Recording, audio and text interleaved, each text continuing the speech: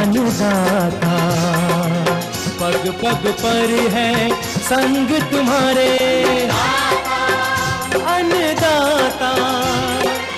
लहू किसानों का बन के पसीना सींचता है धरती का सीना। मेहनत का तेरी हक दिलवाने, नई तकनीक नई खोज बताने। पशुधन को गुणवान बनाना, पौध सुरक्षा को सिखलाना, खेती के सब गुर समझाने, भारत का सरताज बनाने। आठों पहर है संग तुम्हारे अन्नदाता अन्नदाता। नमस्कार, मैं शालिनी आप सभी दर्शकों का अन्नदाता कार्यक्रम में स्वागत करती हूं। हर रोज की तरह आज भी हम कार्यक्रम में लेकर के आए हैं खेती बाड़ी से जुड़ी हुई बहुत सी लाभकारी जानकारियां। तो चलिए सबसे पहले देखते हैं कि क्या है विशेष आज के कार्यक्रम में। मनुष्य के लिए लाभकारी है मशरूम की खेती। ऊन प्राप्ति के लिए भेड़ पालन पर अन्नदाता की खास प्रस्तुति। पॉलीबैग विधि द्वारा तैयार पौध से गन्ने की खेती के लाभ और महत्व।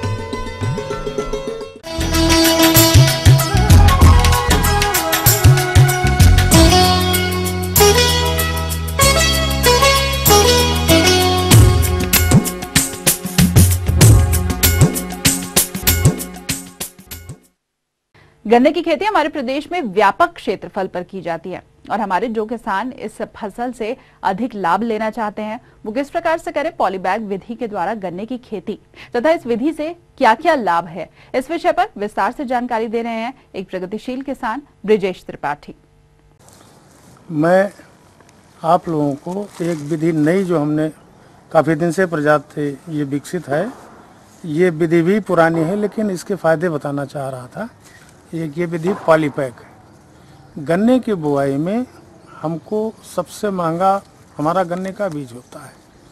उसके बचाव के लिए नंबर 1 तो हम ये अपने पॉलीबैग तैयार करके पॉली विधि से गन्ने का बचाव, जो गन्ने की कीमत है उसको कम कर सकते हैं। सीधी बुआई में हमको 2 आंख 3 आंख के टुकड़े काट करके बोना पड़ेगा, लेकिन जो हम पॉलीबैग तैयार करेंगे उसमें हर एक आंख के टुकड़े को काट काट के बीज का बचाव कर सकते हैं। इससे हमारी लागत लगभग 1/3 हो जाएगी। मैं ये दिखाना चाहूँगा कि आप लोगों को ये हमारी फसल पॉलीबैग की जो है वो लगभग तैयार है। जो हमारा धान पिछली वैरायटी के हैं जो लेट, उनके कटने के बाद चूँकि ठंडक बढ़ जाती है, गन्ने का जमाव हमारा प्रतिशत कम हो जाता है। इस विधि से सीधे लाइन बना करके उसमें हम अपनी पॉलीबैग लगा के गन्ने से बढ़िया उत्पादन ले सकते हैं। हम आपको ये बताना चाहेंगे कि जो जिस रेशियो में मिट्टी, सूखी सड़ी हुई खाद और ये भूमि शोधक, ये सब एक साथ मिक्सचर बना के और फिर अपने पॉलीबैग में रख लेते हैं। बढ़िया जो रोग रहित गन्ना है उस गन्ने को ले करके और उसके एक एक आंख के टुकड़े इसमें ले आके हम पौध रोपित कर देते हैं। रोपित करने के बाद समय अनुसार हमारा अच्छे समय पर हमारा गन्ना बढ़ता चला जाता है।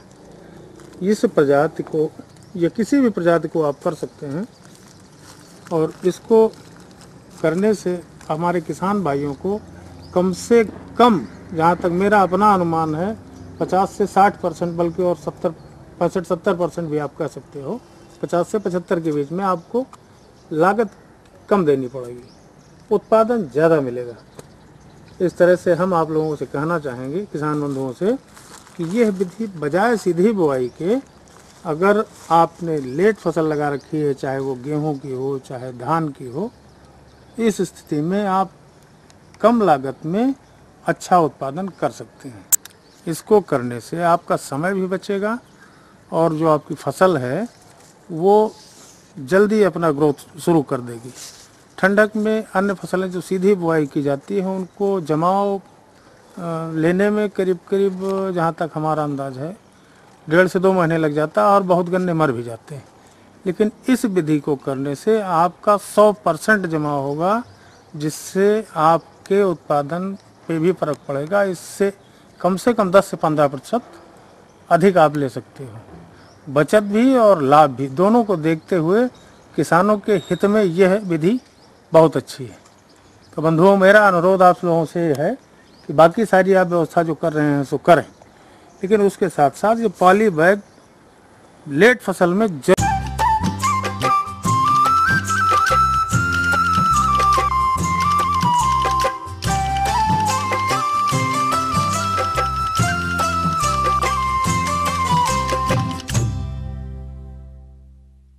खेती के साथ हर किसान किसी न किसी से व्यवसाय से जुड़कर अच्छा मुनाफा कमा रहा है।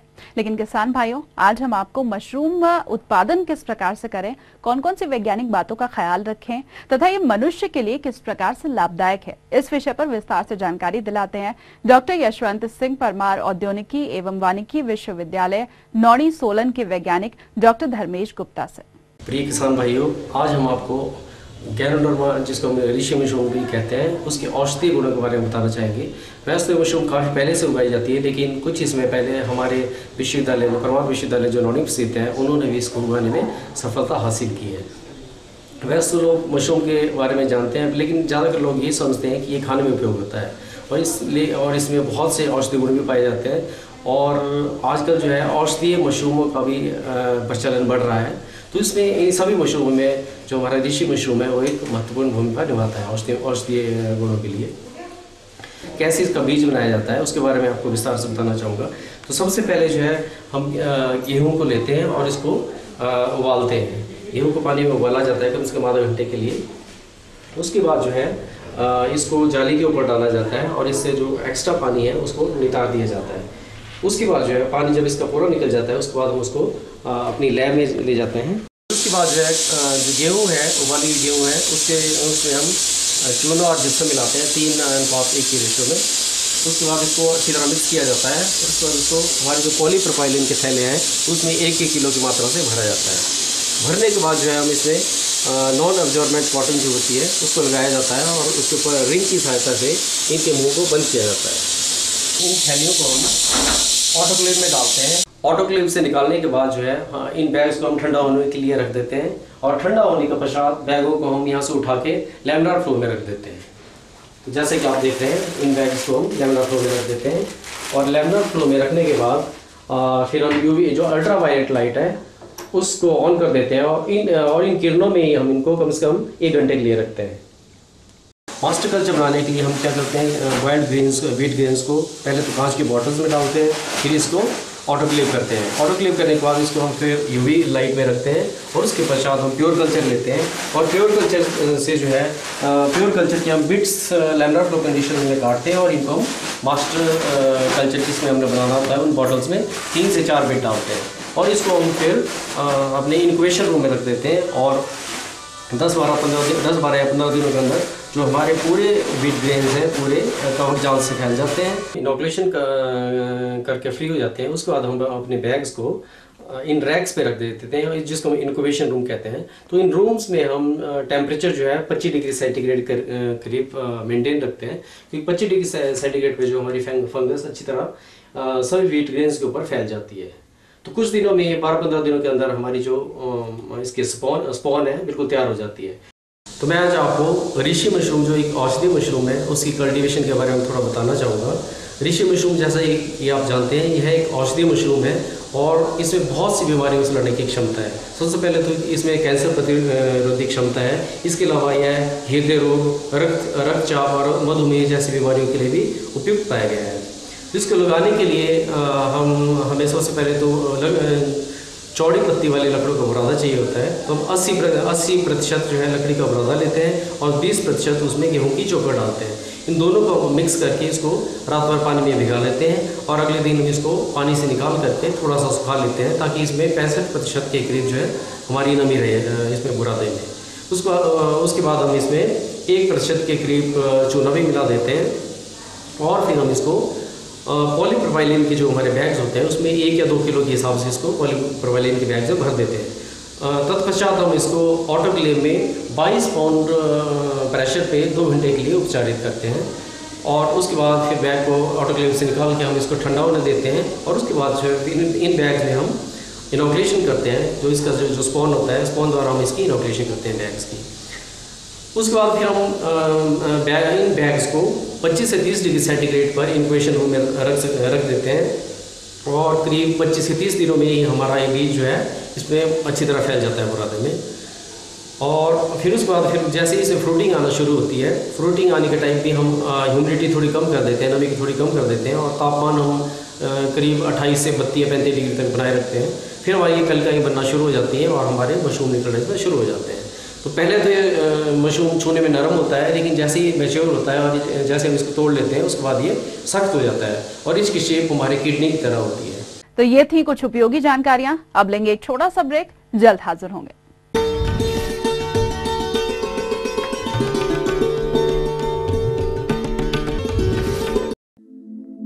दुनिया के नक्शे पर यह है इंडिया मेरी जान।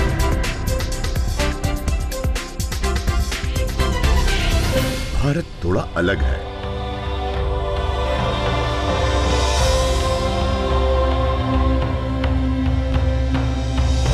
देखा आपने, इतना सा भी छूट जाए तो सच अधूरा रह जाता है। बदलते भारत का पूरा सच। राष्ट्रीय समाचार हर रोज सुबह 8 और दोपहर 2 बजे।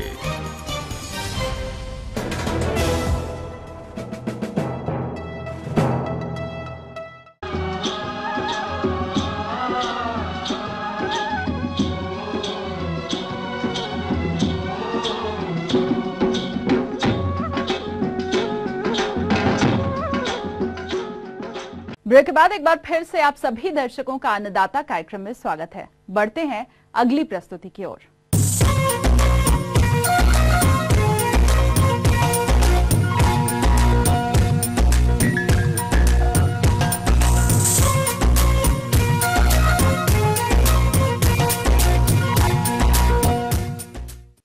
खेती के साथ अधिकतर किसान किसी न किसी तरह से अन्य सह व्यवसाय से जुड़ा ही हुआ है और अगर आज यहाँ बात की जाए भेड़ पालन की, तो बहुत से किसान इस व्यवसाय को अपनाकर अच्छा लाभ भी ले रहे हैं। आज हम आपको मिलवाते हैं हिमाचल प्रदेश के किसान पूरन चंद से ये भेड़ पालन से अच्छा लाभ लेने के लिए कौन कौन से प्रबंधन कार्यों को अपनाते हैं। आइए जानते हैं उन्हीं से। भेड़ पालते हैं तो सबसे पहले हमें कौन सी जो अहम बातें हैं वो ध्यान में रखनी है। सबसे पहले हमको ये ध्यान रखना पड़ता है कि पशु चारा खा रहा है या नहीं खा रहा है।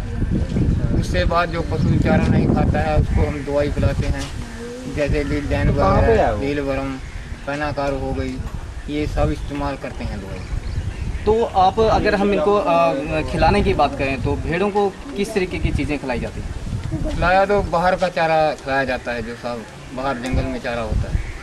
और अगर बीमारियों की बात करें, जो भेड़ों में अक्सर कौन कौन सी बीमारियां हैं जो अमूमन देखने को मिलती हैं? सबसे ज़्यादा एक बीमारी हम जो हिंदी भाषा में बोलते हैं चक्री वाली, ये बीमारी बहुत आती है इस पशु में और ये पशु हमारा मर जाता है इसमें जो आदमी है। तो चक्री बीमारी का आपको कैसे मालूम पड़ता है कि जो पशु में क्या क्या उसके जो है? वो पशु जो आँख में जो चक्कर काटने लग जाता है और आँखें से अंधा हो जाता है और चारा नहीं खाता पशु। तो इसके उपचार के लिए आप क्या करते हैं? इसके उपचार के बगैर हम तो इंजेक्शन लाते हैं, जो टारामाइसिन वगैरह हो जाती है। तो शेड की बात करें, अगर हम शेड जिसमें हम भेड़ों को रखते हैं तो किस तरीके का शेड होना चाहिए? एक तो ये शेड खुला होना चाहिए, हवा द्वारा खुला होना चाहिए, बाहर एक तरफ होना चाहिए। तो शेड अगर आप बात करें बारिश के मौसम की, अगर हम बात करें तो उस समय भेड़ों के लिए किस तरीके की आप परिस्थितियाँ बना देते हैं? खुली चाहिए, ऊपर से खुला होए, ऊपर छावा होए अपना, मतलब जो बारिश ना लगे। और अगर साल की हम बात करें, एक वर्ष में आप कितनी भेड़ें जो हैं उनका विक्रय कर देते हैं? ऐसे ही कर देते हैं हम, 20 भेड़ की बिक्री कर देते हैं साल में। हाँ। और अगर शुरुआती बात करें हम, शुरुआत जो है आपने इनकी की थी, तो कितनी भेड़ों से आपने शुरुआत की? शुरुआत तो हमने ऐसी कही थी कि 20 भेड़ से वे 25 हो गई, 30 हो गई, ऐसे अभी मर भी जाती है, बीच में कम भी हो जाती हैं, ज़्यादा भी हो जाती हैं। अगर हम बात करें ऊन की, तो अगर एक भेड़ की हम बात करें तो एक भेड़ एक साल में कितना ऊन आपको दे देती है? ऊन तो ऐसी 1 किलो ऊन देती है साल में, 100 रुपये की बिकती है हमारी। इस समय आपने कितनी भेड़ें जो है अपने पास पाली हुई हैं? हमने 40 भेड़ पाली है। 40 भेड़ पाली है। और अगर इनकम की बात करें तो किस तरह से इनकी इनकम कैसे जनरेट करते हैं भेड़ों से? इनकम तो ऐसी 40 भेड़ की 40,000 40,000। बाकी जो बीच में बीमारी आ जाती है उसमें फिर और कम भी हो जाती है, खाने फालतू भी हो जाती है। और अगर हम बात करें एक साल में जो बीमारी पर खर्चा आता है, इनके फीडिंग पर खर्चा आता है, उसके अलावा जो कुल लागत आने के बाद कितना जो मुनाफा है आप इन भेड़ों से कमा लेते हैं? बस ऐसे ही हो जाता है, आप हिसाब ला लो, बीच में 40,000 में हमारा 20,000 भी खर्चा आ जाता, 15,000 भी आ जाता दवाई का खर्चा, बाकी कम आप 30-35 लगा लो। ये तो अगर हम बात करें किसानों और पशुपालकों को, आप क्या मैसेज देना चाहते हैं? अगर क्या भेड़ें पालनी चाहिए? नहीं जी, हम तो देते हैं, इसमें प्रॉफिट कुछ नहीं है, बहुत घट है, और हमारी सुनाई नहीं है कहीं भी कि हमको कोई लोन वगैरह मिल सके इसमें, या कोई सुविधाएं मिल सके। हमारा पशु मर जाता है, इसका कोई बीमा हो सके, ऐसा कुछ इसमें हमको कोई लाभ नहीं मिलेगा। कुल मिला के अगर हम बात करें तो भेड़ पालन में खर्चे अधिक हैं और जो मुनाफा है वो शून्य के बराबर है। हाँ जी, इसमें मुनाफा घट है जी और खर्चा ज़्यादा है। अगर सरकार की तरफ से स्कीमें आप लोगों को स्कीमों से अवगत करवाया जाए और साथ ही साथ जो बेनिफिट्स मिलते हैं पशुपालन में वो उपलब्ध हों, तो क्या लगता है कि भेड़ पालन का काम करना चाहिए? हाँ जी, वैसे तो ठीक है, भेड़ पालन का काम करना चाहिए, वही ठीक है। जो इसमें बीमारी आती है बहुत, इसका इलाज होना चाहिए जो है। तो बीमारी से बचने के लिए अगर आपको स्कीमें बताई जाएं और पहले से प्रिकॉशंस दी जाएं, डॉक्टर के द्वारा आपको अवगत कराया जाए कि इन बीमारियों को इस समय ये बीमारियां लगती हैं, तो उनको उससे बचने के लिए पहले से ही आप इसका उपचार कर लें, तो क्या उस चीज़ को अगर आपको वो सुविधाएँ मिल जाए तो क्या भेड़ पालन करना चाहिए? हाँ जी, हाँ, फिर तो करना चाहिए भेड़ पालन, वैसे तो ठीक है काम।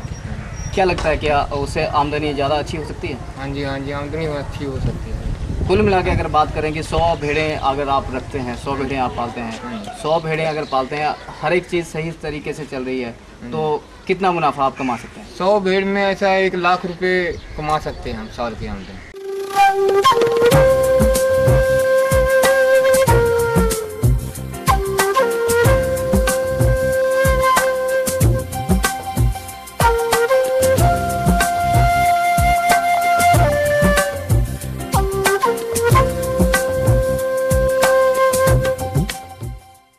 मौसम के अनुसार प्रबंधनों पर ही टिकी है आपकी खेती बाड़ी, और इसीलिए मौसम पूर्वानुमान और उस पर आधारित साप्ताहिक कृषि सलाह इस प्रकार है।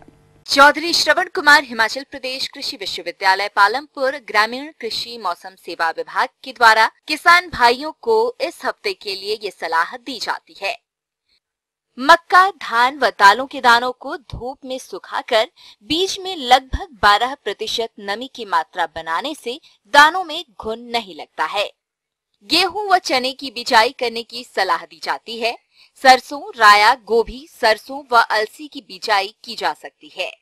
दीमक प्रभावित खेतों में बीज का उपचार क्लोरोपाइराफॉस 20 EC 40 मिलीलीटर से 250 मिलीलीटर पानी में घोलकर 10 किलो बीज में छिड़कें। फसल के दानों को भंडारण में नुकसान से बचाने हेतु सल्फॉस का पाउच गीले कपड़े में डालकर डरम के बीच डालें और डरम को हवा अवरोधक बनाएं।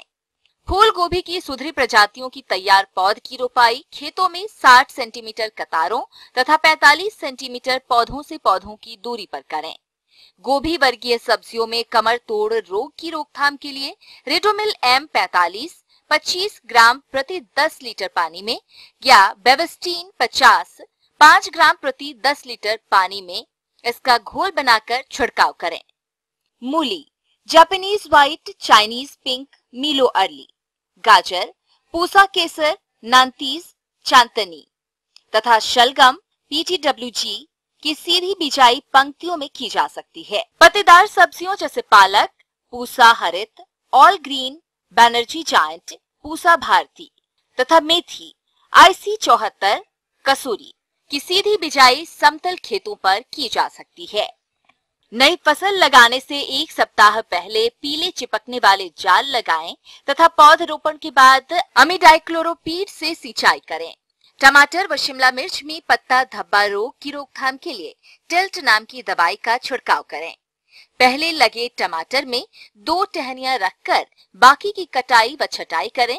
पहले से लगी शिमला मिर्च की पिंचिंग करें। निचले क्षेत्रों में आलू की बिजाई की सलाह दी जाती है। पशुओं की जगह को सूखा रखें। पशुओं में खांसी के लिए निरीक्षण कराते रहें। बाह्य परजीवियों से पशुओं को बचाने हेतु ब्यूटोकस 2 मिलीलीटर प्रति लीटर के हिसाब से पशुशाला में छिड़कें। पशुओं में यदि बाह्य परजीवियों की समस्या हो तो तुरंत पशु चिकित्सक की सलाह लें। पौध में कलम से नीचे से निकलने वाली कोपलों को नष्ट करें। नींबू प्रजाति के पौधों में लीफ माइनर कीट तथा सीट्रस कैंकर रोग लगने की संभावना है। तो ये थी कुछ उपयोगी जानकारियां। अब लेंगे एक छोटा सा ब्रेक, जल्द हाजिर होंगे।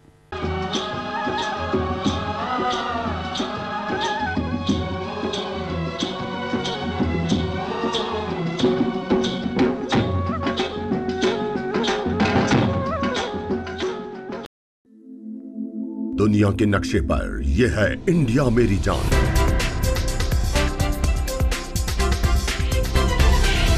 भारत थोड़ा अलग है।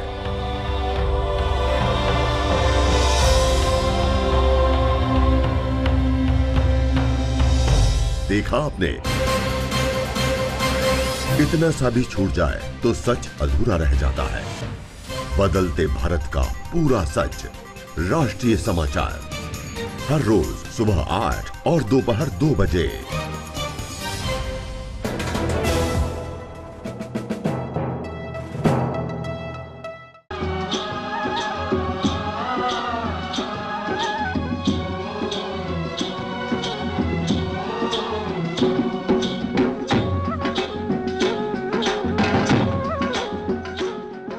ब्रेक के बाद एक बार फिर से आप सभी दर्शकों का अन्नदाता कार्यक्रम में स्वागत है। बढ़ते हैं अगली प्रस्तुति की ओर।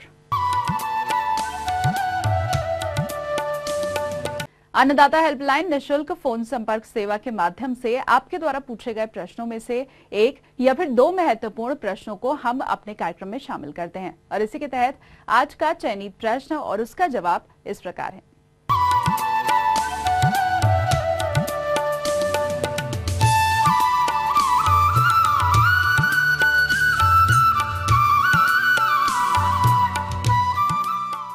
पपीता एक प्रमुख फलदार फसल है।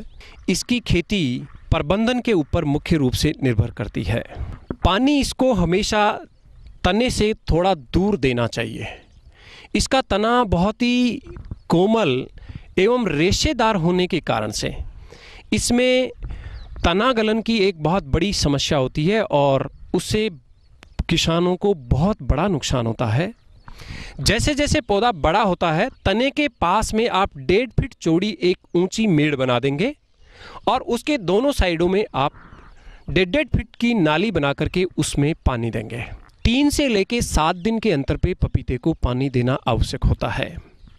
जैसे ही पुष्पन की क्रिया शुरू होती है, उसके बाद में आप उसमें पानी की मात्रा को थोड़ा बढ़ा सकते हैं। 6 महीने के बाद इसमें पुष्पन की क्रिया शुरू होती है। 6 महीने पे जैसे ही पुष्पन की क्रिया शुरू होती है, इसमें न्यूट्रिशन की दूसरी डोज देनी आवश्यक होती है, जिसमें 10 किलोग्राम अच्छी प्रकार से सड़ी हुई गोबर की खाद, 50 ग्राम नाइट्रोजन, 50 ग्राम फास्फोरस और 50 ग्राम पोटास हमें जड़ क्षेत्र में डालना होता है।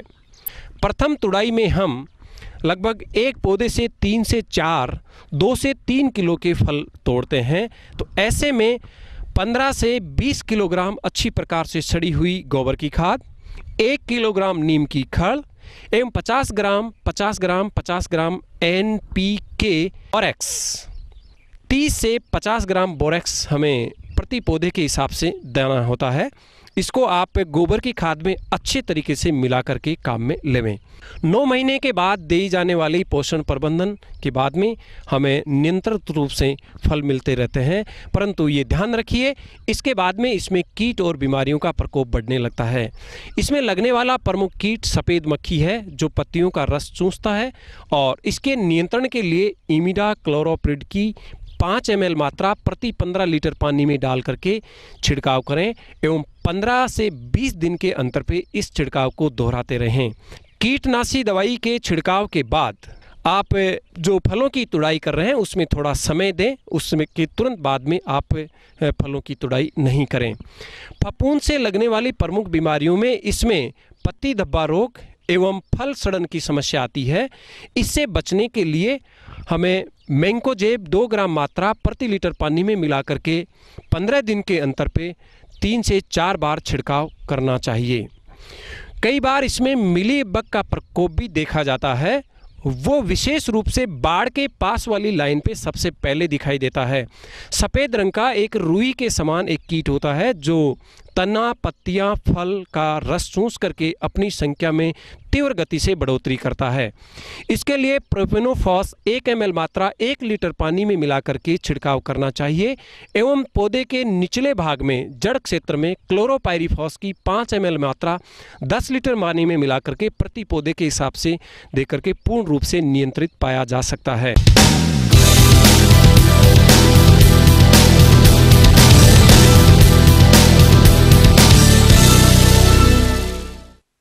राज्य की विभिन्न मंडियों में कृषि उत्पादों के चढ़ते उतरते बाजार भाव की संक्षिप्त जानकारी इस प्रकार है।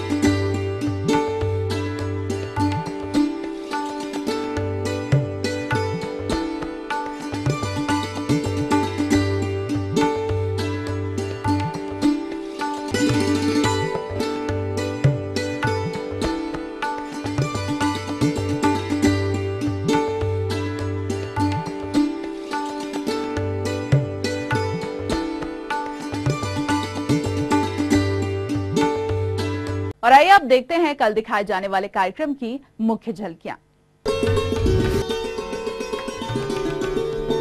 गेहूं की वैज्ञानिक तकनीक से बीज बुआई करने पर विशेष प्रस्तुति। हम ये उम्मीद करते हैं कि आज का कार्यक्रम आप सभी दर्शकों के लिए उपयोगी रहा होगा। किसान भाइयों, अन्नदाता आपकी सेवा के लिए संकल्परत है। कृषि संबंधित समस्या और सुझावों के लिए आप हमें इस पते पर संपर्क कर सकते हैं। प्रोड्यूसर अन्नदाता, ETV, Haryana, Himachal Pradesh, Ramoji film city, Hyderabad 501512। साथ ही आप हमें ईमेल भी कर सकते हैं। हमारा ईमेल आईडी है annadaatahr.hp@etv.co.in। इसके अलावा हमारे निःशुल्क हेल्पलाइन नंबर 180010845999 पर सोमवार से शनिवार सुबह 10 से शाम 4 बजे के बीच आप हमें संपर्क कर सकते हैं। तो फिलहाल अन्नदाता की पूरी टीम को दीजिए इजाजत। कल फिर से इसी समय आपसे मुलाकात होगी कृषि संबंधित कुछ और महत्वपूर्ण जानकारियों के साथ। नमस्कार।